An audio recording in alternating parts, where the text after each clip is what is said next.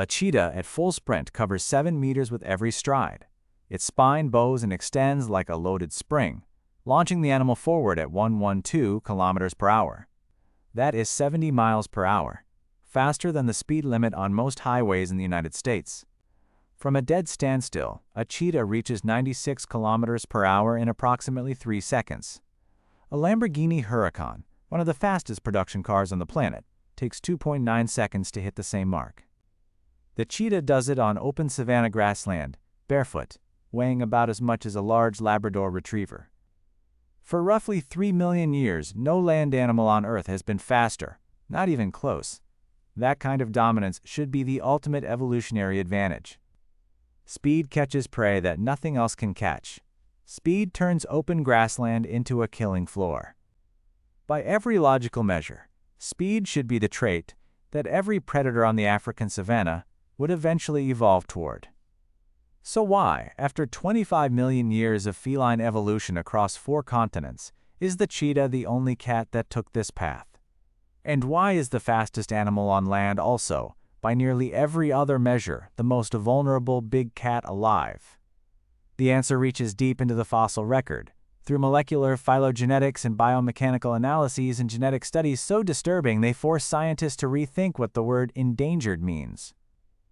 Because speed, it turns out, is not evolution's greatest weapon. It is evolution's most expensive luxury. And the cheetah is the only cat still paying the bill. But this story does not start with the cheetah.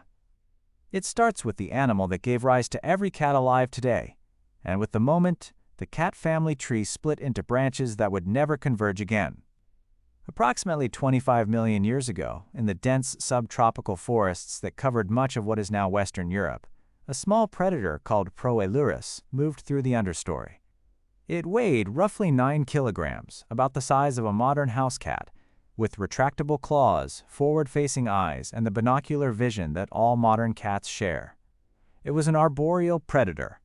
It climbed, it ambushed, it killed small mammals and reptiles in a dense, vertical world where straight-line speed was functionally useless.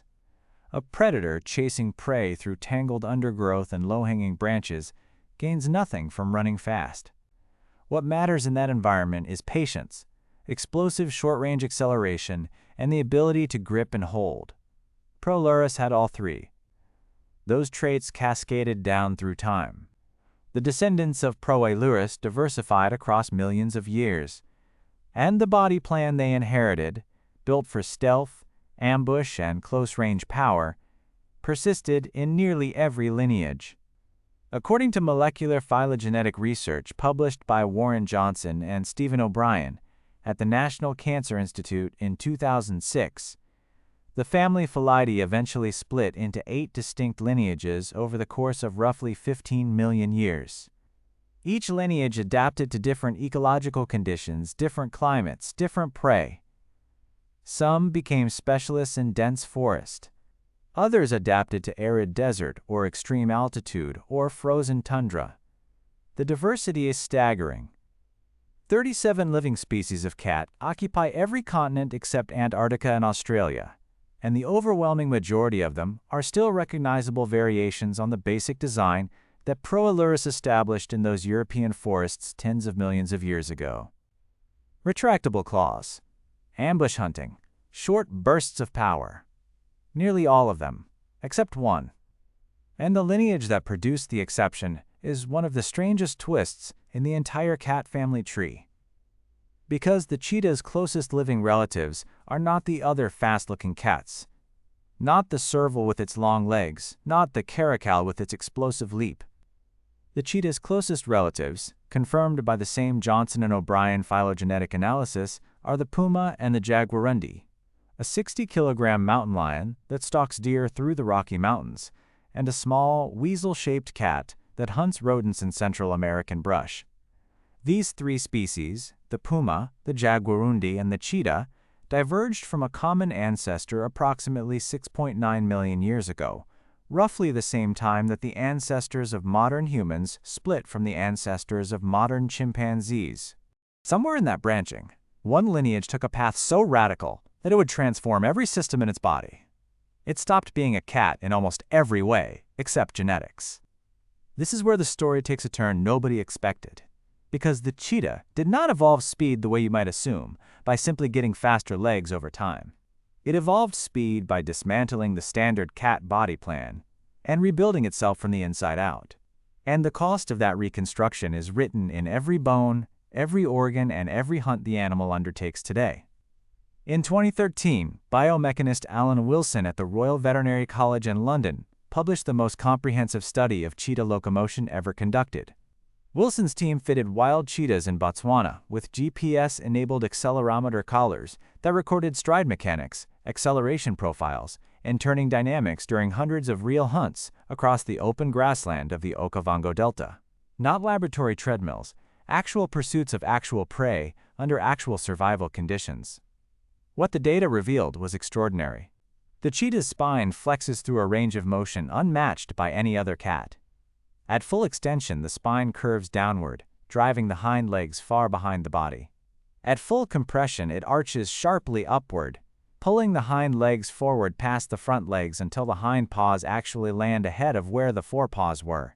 This oscillation, extension to compression to extension again, functions like a second engine layered on top of the legs themselves.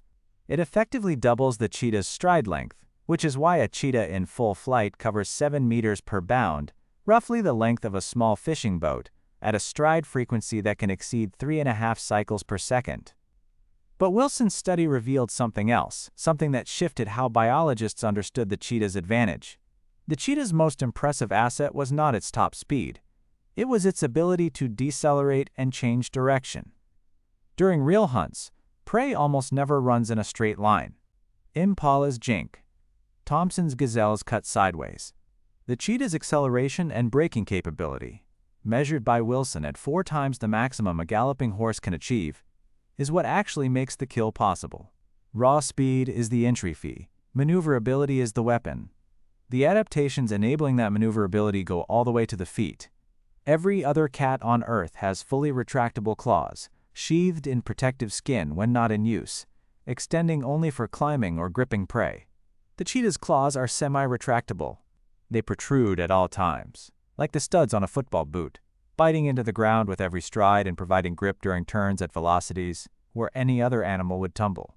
And the tail, long, muscular, and flattened, acts as a dynamic counterbalance, swinging opposite to the direction of a turn to keep the center of mass stable at 80, 90, even 100 kilometers per hour. Without it, the cheetah would roll. Heart and lungs complete the picture. The cheetah's heart is proportionally enormous, roughly 0.93% of total body weight, compared to about 0.5% in a similarly sized cat. That is nearly double the ratio. The nasal passages are wider than those of any cat of comparable skull size, allowing massive volumes of air to flow in during a sprint. Breathing rate during a chase can exceed 150 breaths per minute. The entire respiratory and cardiovascular system is oversized for the animal's frame, optimized for delivering oxygenated blood to working muscles during the most explosive physical effort any land animal achieves. And every single one of these adaptations was purchased at a specific, measurable price. But here is the detail that everyone missed at the time. The most consequential trade-off was not in the legs, the lungs, or the heart. It was in the skull. The cheetah's nasal passages did not enlarge for free. The widening of the nasal cavity came directly at the expense of the upper canine teeth.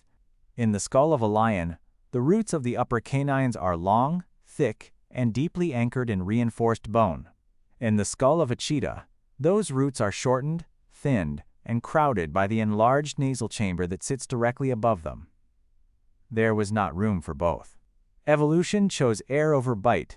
In 2007, Per Christensen at Aalborg University in Denmark and Stephen Rowe at the University of New South Wales in Australia published a comparative analysis of bite force across the entire family Felidae. They measured skull geometry, jaw muscle attachment sites, and lever mechanics in dozens of cat species living and extinct. The results confirmed what field biologists had observed for decades but never precisely quantified. The cheetah has the weakest bite, relative to its body size, of any big cat. A jaguar of similar mass produces the strongest bite of any living felid, enough to puncture the skull of a caiman or crack the armored shell of a river turtle. A leopard generates enough force to haul a carcass twice its own weight, straight up a vertical tree trunk. The cheetah cannot do any of these things. Its canine teeth are too short. Its jaw muscles are too small. Its skull is too lightweight and streamlined.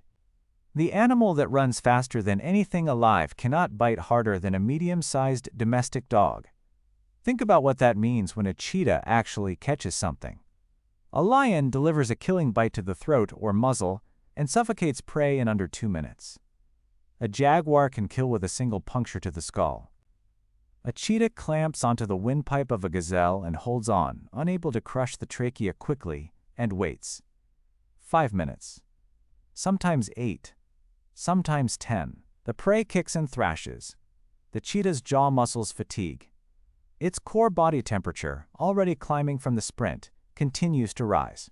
And during that entire suffocation window, the cheetah is stationary, panting, overheating, and completely unable to defend itself. The same adaptations that built the fastest land animal on Earth built one that cannot protect a meal. Field data from long-term monitoring programs across the Serengeti and the Masai Mara have documented kleptoparasitism rates, the percentage of successful kills stolen by other predators, ranging from 10% in low competition zones to more than 50% in areas with high densities of lions and spotted hyenas. A single spotted hyena can drive a cheetah off its kill. A pair of black-backed jackals can do it. In some documented cases, a martial eagle has stolen food from a subadult cheetah that outweighed the bird by more than 3 to 1. The cheetah does not fight. It cannot afford to. A broken leg, a torn muscle, a cracked rib means it can never sprint again. And a cheetah that cannot sprint is a cheetah that cannot eat. The cost extends to the next generation.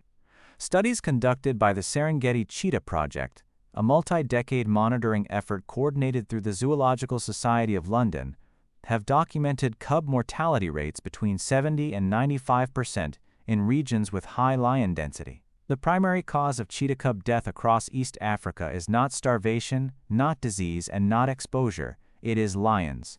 Lions kill cheetah cubs deliberately, a competitive strategy called intra-guild predation, the elimination of a rival predator's offspring, to reduce future competition.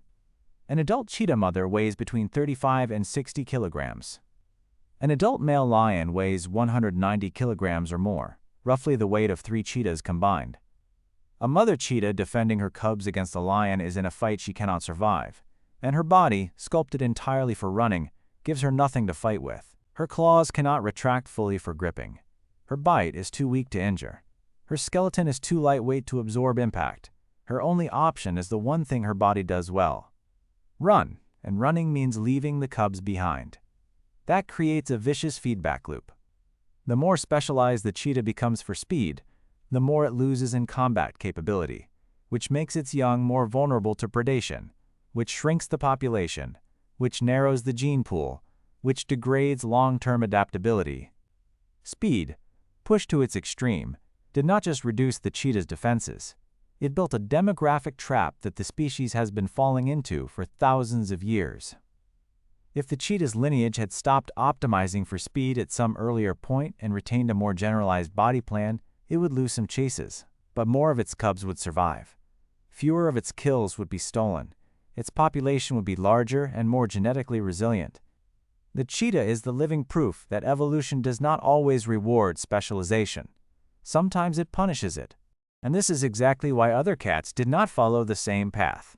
Consider the leopard. In terms of sheer adaptability, the leopard may be the most successful big cat on Earth. Its geographic range extends from sub-Saharan Africa through the Middle East, across South and Southeast Asia, and into the Russian Far East. Tropical rainforest, mountain scrubland, semi-arid desert, suburban farmland. No other big cat tolerates that breadth of habitat. The leopard achieved this not through speed, but through compromise. It is strong enough to drag a carcass weighing 90 kilograms, roughly twice its own body weight, vertically up a tree trunk. Fast enough to ambush prey from short range with an explosive pounce. Stealthy enough to operate in total darkness. and its claws retract fully, which gives it one crucial ability that the cheetah surrendered entirely. It can climb. That single trait, the ability to cache a kill 15 meters above the ground where no lion or hyena can reach, solves the kleptoparasitism problem completely. A leopard does not need to eat fast or fight off competitors. It eats in a tree, safely, at its leisure. The lion solved the same problem through social structure. Lions are the only truly social cat. A pride functions as a cooperative hunting unit, capable of bringing down prey that no individual lion could manage alone. Adult Cape buffalo, young elephants, giraffes. The communal structure also provides collective defense. A pride protects its territory, its kills, and its cubs through numbers. Nothing on the African savanna willingly confronts a full lion pride. The individual lion is not fast. An adult male reaches roughly 80 kilometers per hour in very short bursts, considerably slower than a cheetah. But lions do not need speed. Their strategy uses ambush, coordinated flanking, and overwhelming force at the point of contact. What a lion lacks in velocity, it compensates for with 190 kilograms of bone and muscle, 4-centimeter canine teeth, and jaws capable of cracking a zebra's vertebrae. The jaguar went in yet another direction. Research published by Adam Hartstone Rose and colleagues at the University of South Carolina in 2012 confirmed that the jaguar produces the strongest bite, relative to body size, of any living cat. Stronger than the tiger. Stronger than the lion. This adaptation evolved to exploit a food source that no other big cat can access. River turtles. Caimans. Armadillos. The jaguar's jaws generate enough force to puncture a caiman's skull between the eyes, or crack the armored shell of a yellow-footed tortoise. In the waterways and flooded forests of Central and South America, the jaguar fills an ecological niche that a cheetah-like animal could not begin to occupy. It does not chase. It crushes. The tiger, the largest living cat, took the path of pure destructive mass. A male Siberian tiger can weigh over 300 kilograms. That is roughly the weight of 4 adult cheetahs stacked on top of each other. The tiger hunts by ambush in dense vegetation, closing the distance to prey in a sudden, devastating rush from concealment. It does not sustain a chase. It does not need to.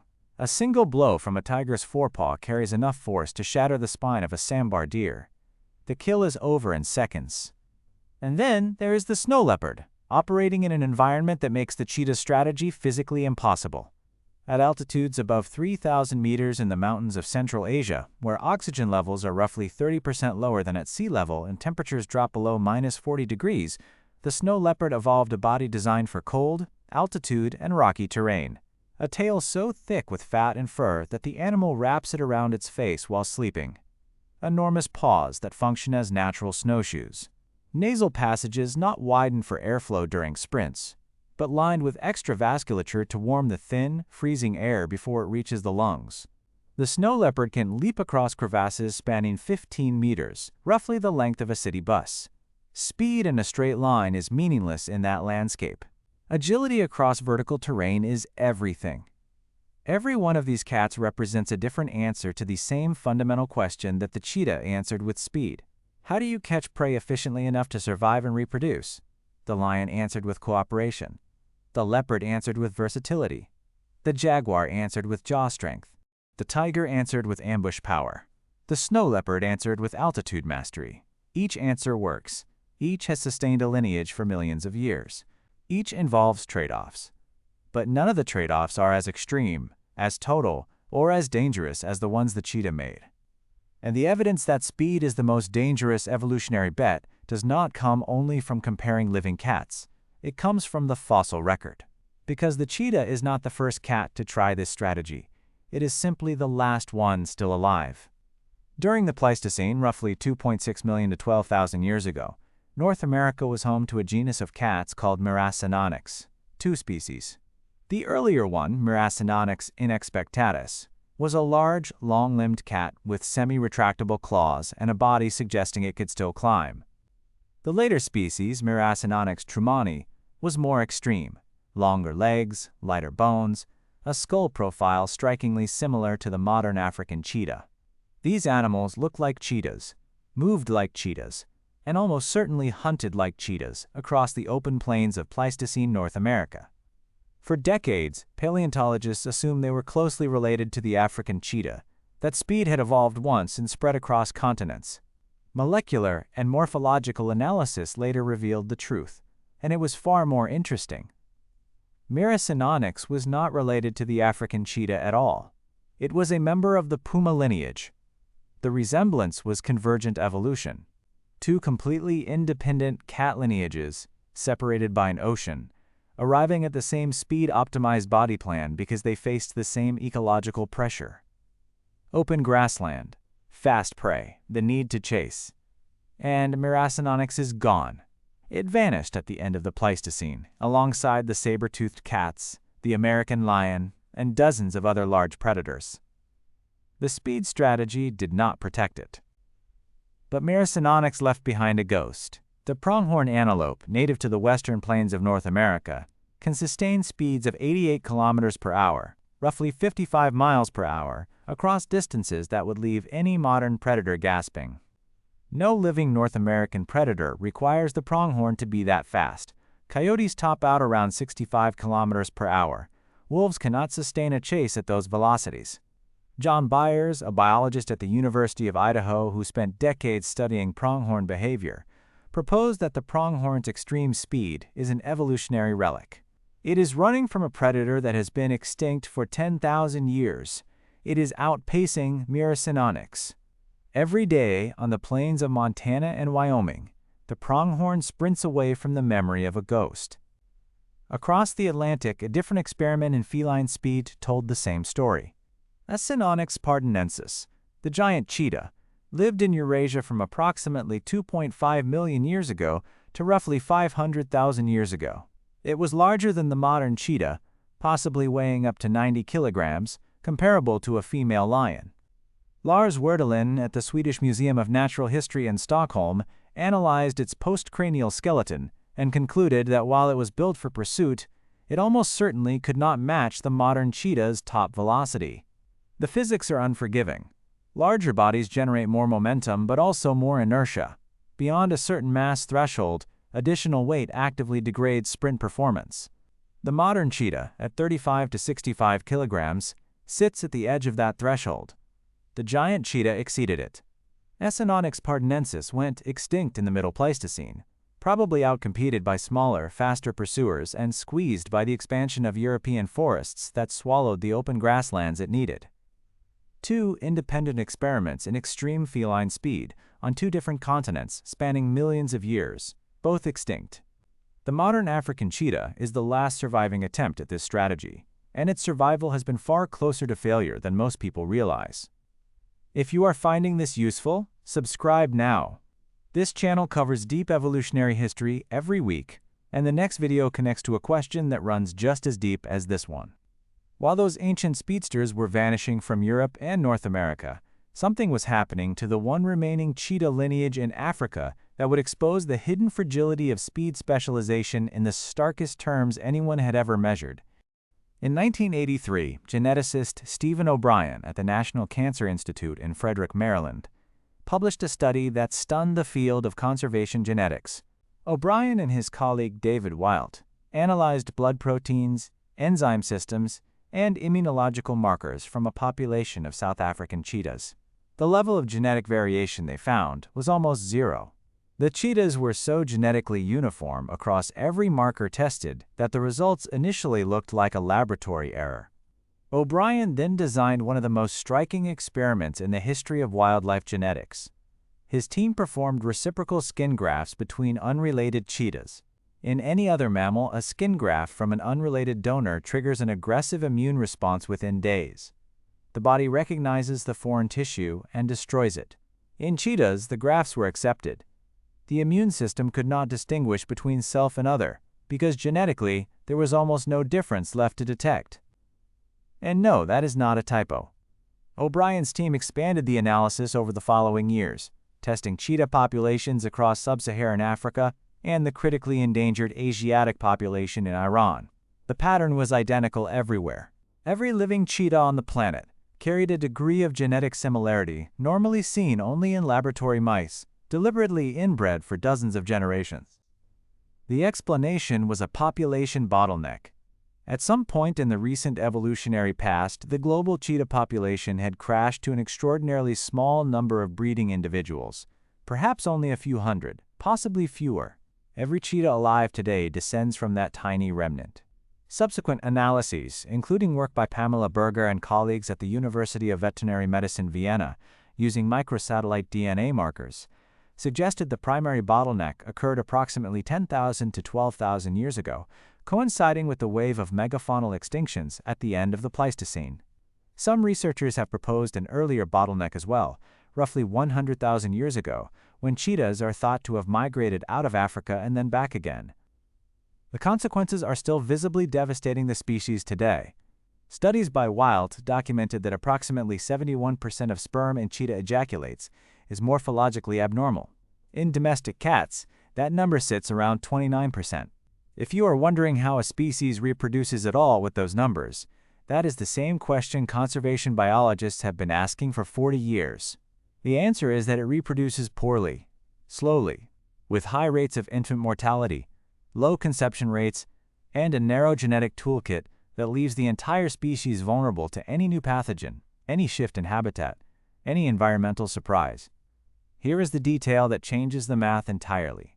The cheetah did not just sacrifice jaw strength, climbing ability, and combat capability for speed. It also, through the ecological vulnerability that those sacrifices created, sacrificed its genetic insurance policy. A species that cannot defend its kills, cannot protect its cubs, and cannot compete physically with larger predators, is a species that lives permanently on the edge of population collapse. And when the collapse comes, the bottleneck tightens, the gene pool contracts further, the sperm quality drops another fraction, and the capacity to recover from the next crisis degrades again. It is a spiral, and the cheetah has been caught in it for at least 10,000 years. Pay attention to this next detail, because it explains why the ceiling on speed applies not just to cats, but to every animal that has ever tried to evolve high-speed pursuit. The constraint is not biological, it is thermodynamic. When a cheetah sprints at maximum velocity, its muscles generate enormous quantities of metabolic heat. Within 200 to 300 meters of sustained sprinting, about the length of 2.5 American football fields, the cheetah's core body temperature climbs to approximately 40.5 degrees Celsius. That is 105 degrees Fahrenheit. Brain function begins to degrade above 41 degrees. Sustained temperatures above 42 degrees are lethal. The cheetah is, during every single hunt, racing not only its prey, but its own internal thermometer. Tatjana Hedem and colleagues at the University of the Witwatersrand in Johannesburg published a 2013 study in the journal Biology Letters that measured core body temperature in wild cheetahs using surgically implanted data loggers. The results confirmed and refined what field biologists had suspected. Cheetahs do not necessarily overheat during the sprint itself. They overheat during the combined sequence of sprint, kill, and consumption. The chase generates heat. Wrestling the prey generates more. The prolonged suffocation, 5 to 10 minutes of sustained muscular effort through the jaws and neck, drives the temperature higher still. By the time the cheetah has eaten, its body is in a state of thermal emergency, and it must find shade and pant at extraordinary rates for 15 to 30 minutes before it can move again. No other big cat operates anywhere near this thermal boundary. A lion's ambush concludes in seconds. A leopard's pounce is over in a heartbeat. A tiger attacks from 3 meters and delivers lethal force instantaneously. Their muscles generate heat too, but the effort is so brief that their bodies dissipate it without difficulty. The cheetah is the only cat that routinely pushes its physiology to within 1 or 2 degrees of brain damage as a standard part of feeding itself. This thermodynamic wall is why speed at the cheetah's level has evolved so rarely. It is not that other predators could not develop faster legs or more flexible spines over evolutionary time. It is that the cascade of trade-offs demanded by extreme speed, the reduced mass, the oversized heart, the enlarged airways, all of it converges on a body plan that is thermally sustainable for a few hundred meters at most, and structurally defenseless once the effort is over.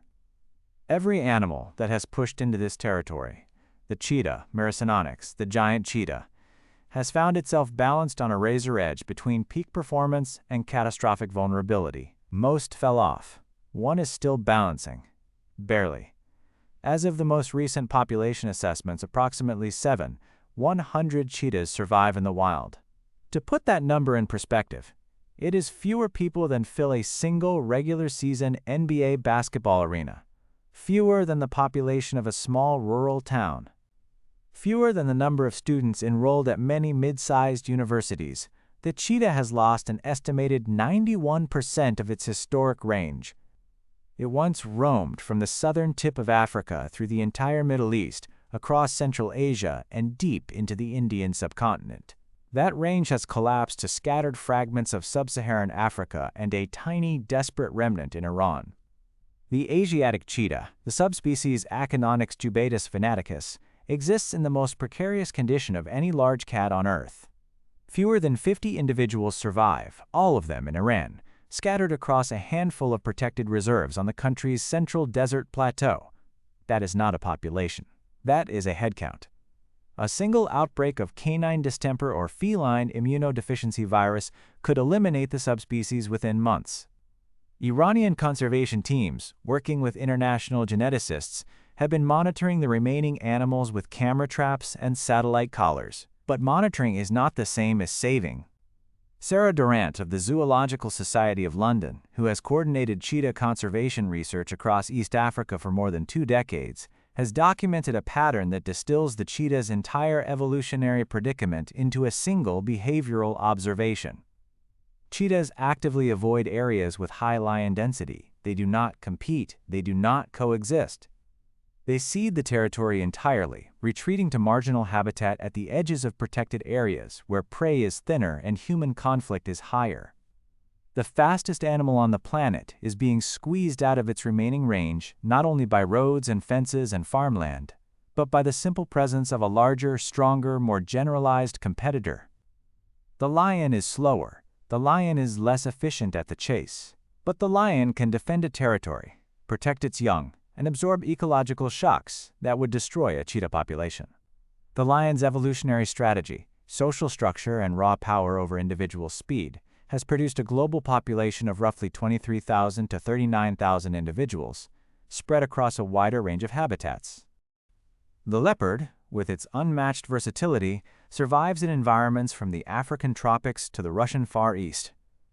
The tiger, despite severe persecution, persists in fragmented forest patches across Asia because its ambush strategy does not require vast open landscapes.